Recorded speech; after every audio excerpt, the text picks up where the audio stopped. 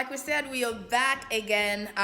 Just doing the second part of the last video that we posted. And, thank you again for being with us, Judith. And thank you guys for watching. Okay, so today we're gonna be talking about how our relationship has grown, and with that growth comes responsibilities and things like that, and how has that influenced business. So she has an MBA, like she mentioned. I'm very, very business savvy. Very interested in business, actually. Let's just put it that way. How would you say being financially responsible has kind of influenced our business life? However you want to define that for yourself. Right. Well, I would say that this is like, side hustle. She's the evangelist for side hustles. So I would say that I think that's one of those things, though, that you say to a lot of people who are trying to figure out their finances is if you're going to have budgets, if you're going to have the plan to first of all pay off all your credit card debt, right? Like the first thing. Amen. Then what's next? What do you do to create supplemental income? So I think that if I even remember your question. No. How has finances kind of influenced business? Right. Like business development, creating side hustles. Yes. So if you have paid off your financial, like all your credit card debt, some debt is good, like a house loan, right? That's a little different. If you paid off all your credit card debts and you have gotten your budget under control, you have an idea of how much you spend, then you can start to save, right? And then when you save, you can determine this is for my emergencies and this is for what I'm going to develop into a side hustle. So I think that definitely gives you a lot of flexibility. So structure. Exactly, to determine, okay, now I can make these plans for the next 5 years because I have the side hustle that I'm generating. Yes. Yeah. So how, just right on that point, how do you think that influences the future, and what do you think the future holds for us, as entrepreneurs, as women, as mothers to be, by God's grace, and just speaking the word. There's a word in there for somebody. So how do you think this, this structure that we're building, how do you think it influences our future? Or how do you think it may influence our future? I think first of all, it influences your future because first and foremost, as a woman, having your independence and knowing that in so many ways you get to determine what you want for yourself. That's the first thing. And I think the future is bright when you know that you have options. True. If you were without a job, you are not out in the streets, right? Amen. Secondly, it determines the kind of person that you can end up with. Like if you're making sound financial decisions, You should just come for somebody, though. chances are high that you will end up with someone Dating advice who is financial responsible. Amen. There's a word in there for somebody. If you just search deep enough, the spirit is speaking through. I like that, actually. I like that. I think that is actually an angle that a lot of people don't think about. Right. Because you attract what you are. Exactly. Yep. So I would say that's the second thing, and then the third thing is childcare. I think that childcare is one of those things that can either impoverish you and it takes away a lot of the choices that women have, because when you start having kids, the person who is most likely going to stay home to take care of those kids, it's mom, right? But if you have options, because you have expendable income, okay? If you have expendable income, you have now the option to get people to help you while you continue with your career. And then fourth, emergencies and healthcare costs. Those are I would say childcare and then healthcare. Those are two of the things that impoverish people the most in the United States. So in life, actually, just healthcare. Yes. So having those things that having options for those things definitely can impact your future for sure. Wow, she might begin to own this vlog. I'm actually just channeling this item. No, this is very 10 years of hearing this all the time. Just channeling your girl. Just channeling your girl. Oh my gosh, this is so funny, guys. When I'm going to act crazy and spend more than I know I have, I'll be like, what would this you do? And then I'm like, okay, Judith, Get your life. No. Seriously, I think she's she's helped me in a ton of ways. I've really shaped up to be like her, and I think we've kind of exchanged a lot of good character values.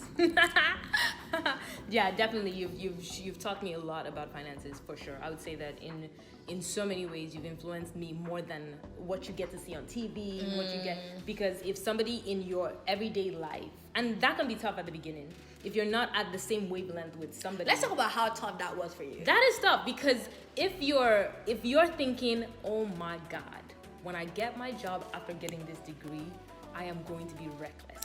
Balling out of First of all, my BMW. Hey, mama, we made it. My brand new house. And okay, I'm gonna be rocking the latest. I mean, from Gucci to what have you. And then your friend is like, let's go to Burlington and get you a couple things that you could wear to work. Please respect yourself. And you're just like, oh. That actually happened. In real life happened. Oh my gosh, I totally forgot about that. In real life happened. I wanted to get my car. I was like, I'm just gonna get a lowly Toyota. She's like, but what happened to like used cars? I'm like, girl, see, this is where you and I cannot.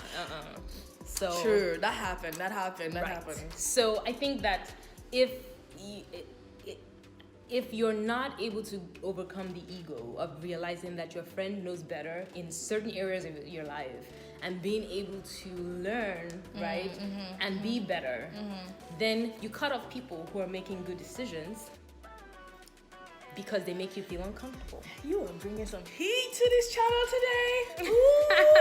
So you mean we shouldn't cut off everybody? Don't cut, guys, it's 2020. Stop blocking people. Oh! Stop cutting people off, especially if they're helping you make good financial decisions. So yeah. Ooh, girl. Ooh. But real life though, this girl took me to TJ Maxx, Burlington, and Ross. But your girl was looking fly though. Like, that is so true. I wasn't looking homeless. No, girl. But I wasn't bankrupt. And I remember when I got like because you get the reload, you get the sign-on bonus. Oh my God. I mean, I had dreams of what I was going to do with that money.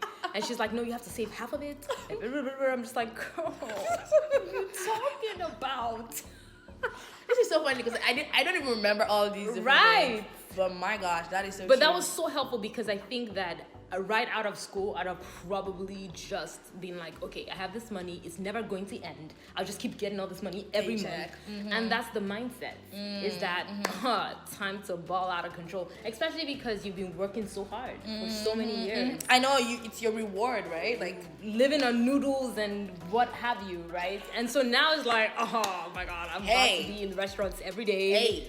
And then your friend's like, wait, that's not how we gonna play this. Not how we do this. Yeah. So how do you think this has helped? And we're Africans, we're Black. How do you think this has also shaped the way we've kind of influenced our families or catered for our families? Yeah. I think one of the major differences between people of color and people not of color is that when you graduate from school, if you're a person of color, for the most part, your wealth is not yours.